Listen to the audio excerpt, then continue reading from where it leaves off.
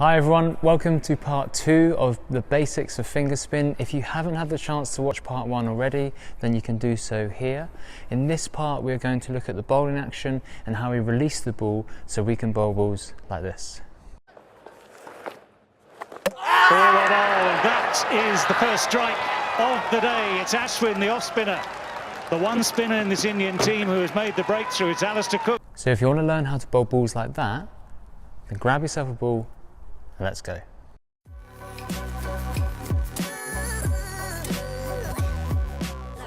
So in part 1 we discussed the grip and where we want our wrist to be when we release the ball. So now let's explore the bowling action and how we can actually release the ball using our whole body. We will break this down into 4 parts, which are back foot contact, front foot contact, the release position and the follow through. Please remember that we always want our bowling action to be smooth and fluid and not robotic and jerky, so then we can bowl balls like this. Yep, gone. Only a matter of time. Lyon wins the battle with Moeen Ali yet again. So first we're going to look at the back foot contact position.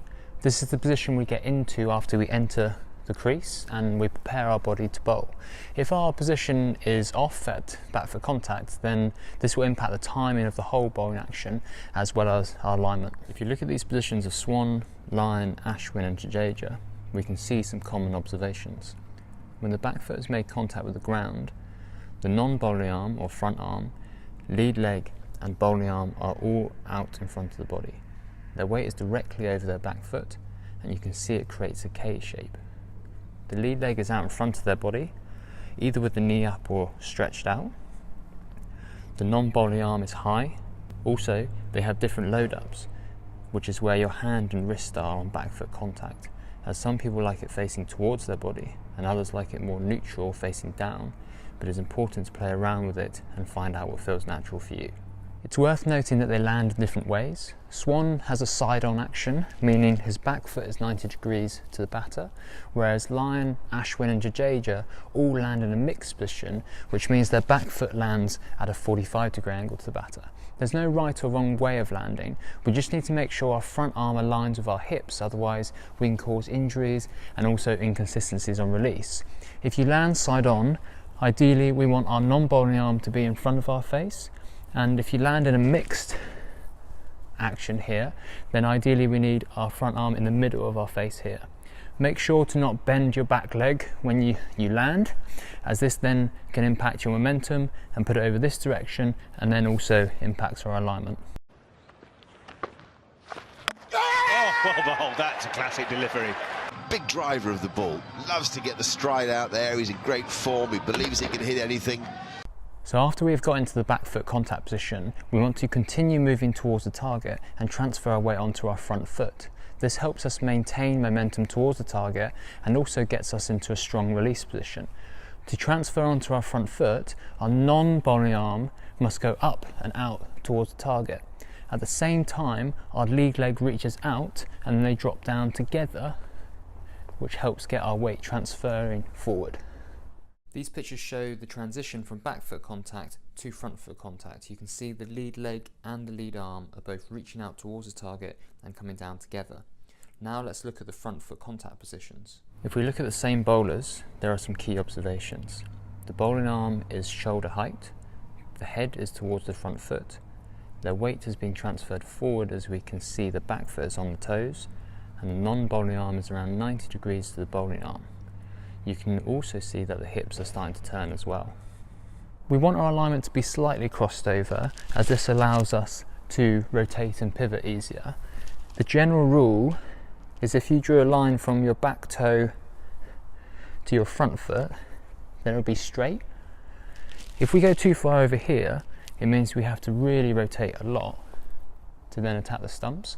So make sure when you land with your lead leg, can your toe be pointing generally down the wicket and not like this or like that. A couple of men out on the leg side. Good! Yeah! But at this stage, unfortunately, he had to go dressing room, inside edge onto his pad, straight to the fielder. After our front foot makes contact with the ground, we then get into our release position. This is important for getting a good line, a good length, and also spin on the ball. Our weight has to be 100% on our front leg when we release the ball. We can see here that the release positions of these spinners are pretty similar. The bowling arms are directly above the front leg, with the non-bowling arm in against the hip. This allows the shoulders to be vertical, which in turn allows the index finger to get over the ball. We can see there is no weight on the back foot, so 100% of their weight has been put onto the front leg. Your hips are quite important here, as if you don't turn them to face the batter, it's hard to get your finger over the top of the ball. If your hips stay back, you can see my wrist is square to the target, compared to then if you engage these hips, the wrist then becomes that 45-degree angle position that we want to get the dip and the spin.